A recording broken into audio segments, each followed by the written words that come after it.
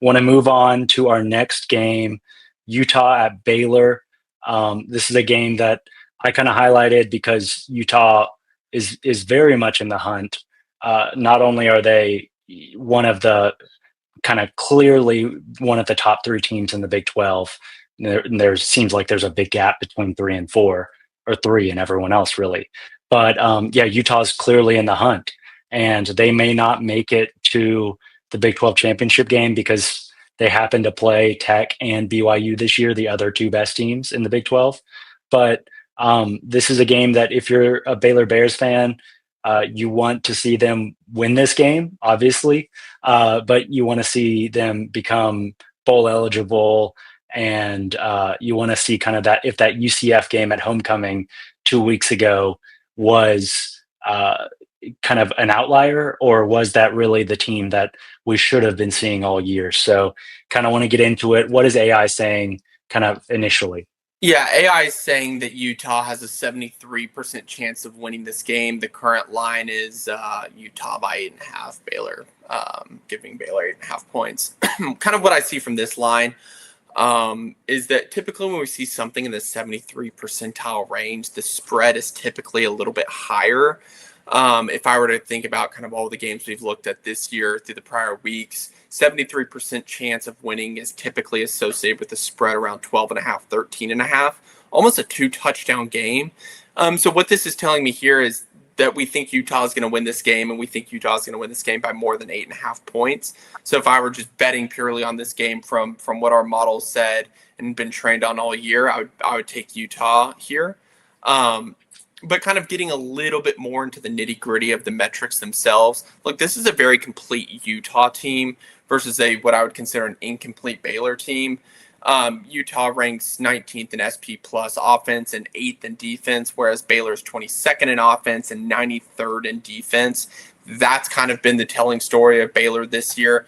Baylor knew they had a lot of talent coming into this year, and it's really underperformed expectations overall.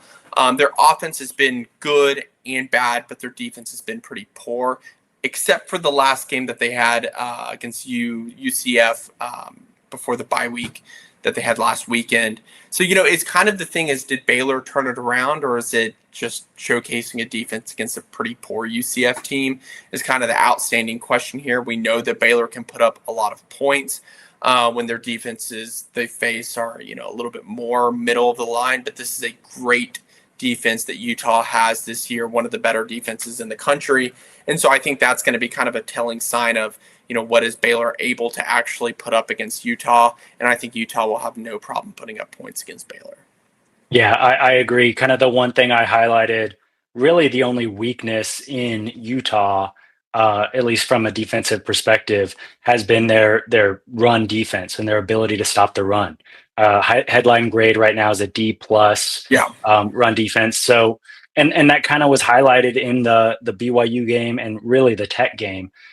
Teams that are able to run on them, that are able to sustain drives and kind of, first, second, third down, just hand the ball off to their backs and get a first down.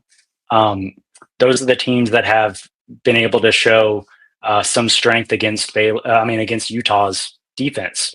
The other thing that I kind of wanted to point out is Baylor has kind of been up and down in running and rushing this year. Games that they've played really well have been because they were establishing the run early, and they were able to have either Caden Knighton or Bryson Washington have 100 rush yard games. So if I'm Baylor, that's what I'm going to do. If I'm Coach Jake Spavital, the offensive coordinator, I'm going to try to establish the run early. So then we can establish the pass, which really has been where the offense has shined.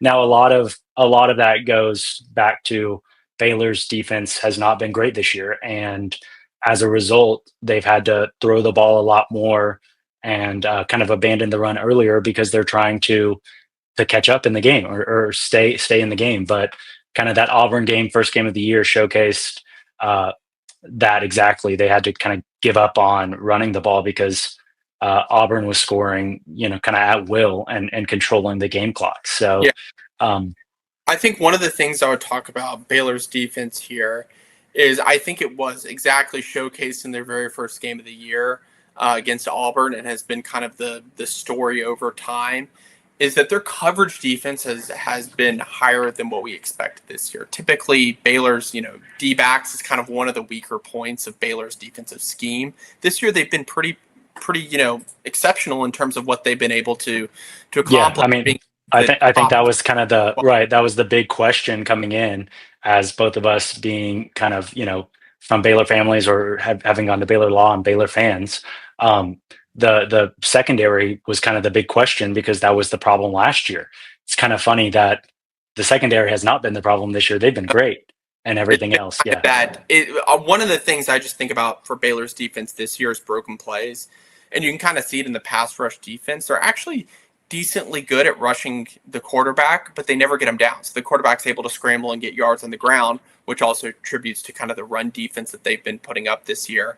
So if Utah isn't able to get anything going on their passing game, I think switching to a running game against Baylor's defense isn't the worst option set up, and that kind of brings all the coverage in, and then they're able to kind of go set up the run to set up the pass, and kind of take some of those deep shots that they've been able to accomplish this year. So kind of from that perspective, I don't think that Baylor's defense is going to be able to hold up much against Utah's offense. I think that, unless we look at if we take the UCF game away, their offense or their defense has been pretty lackluster this year. But at the same time, Baylor is capable of putting up points. Utah's capable of putting up points. So I think that if I'm looking at this from a actual betting perspective, I think that given what our AI is predicting in terms of the outcome of the game, I think I would take Utah winning by more than 8.5 points. But I also might take a look at that over as well, just given the power of both offenses. Yeah, I agree. And I think kind of two things that I'm looking for in terms of Baylor defense and Baylor defensively is, one, this is something that I know on Sikkim 365, you and I, your dad and I, we've all talked about. In that Auburn game, it seemed like Jackson Arnold could, run at will. Obviously, we got some pressure on him, but then he would scramble and run for 20 or 25 or 30 yards. And it seemed like we never had anyone playing quarterback spy. Mm-hmm. And so kind of we never put someone as a spy on the quarterback. So with Devon Dampier, who is a legitimate two-way or two-type quarterback, he can run and pass. I'm looking to see if we have anyone that we can put as a spy on him, mm-hmm. to prevent those kind of broken plays. And then I'm also looking to see if UCF was an outlier, or if that is kind of the team that should have shown up all year for Baylor defensively, at least, and hadn't until homecoming weekend.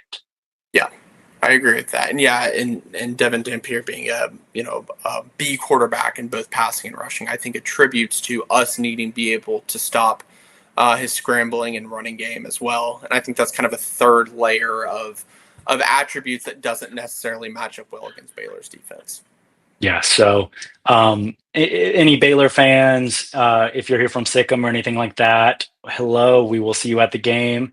And please follow, like, subscribe, comment, check out INSZN.co. Utah fans, please do the same. We will be there if you see us, if you recognize us. I know the sun's coming in, so if you recognize these faces, please come in, say hi, tell us you like the videos, tell us what other content you want to see, ask any questions, but check out INSZN.co or INSZNCFB.com.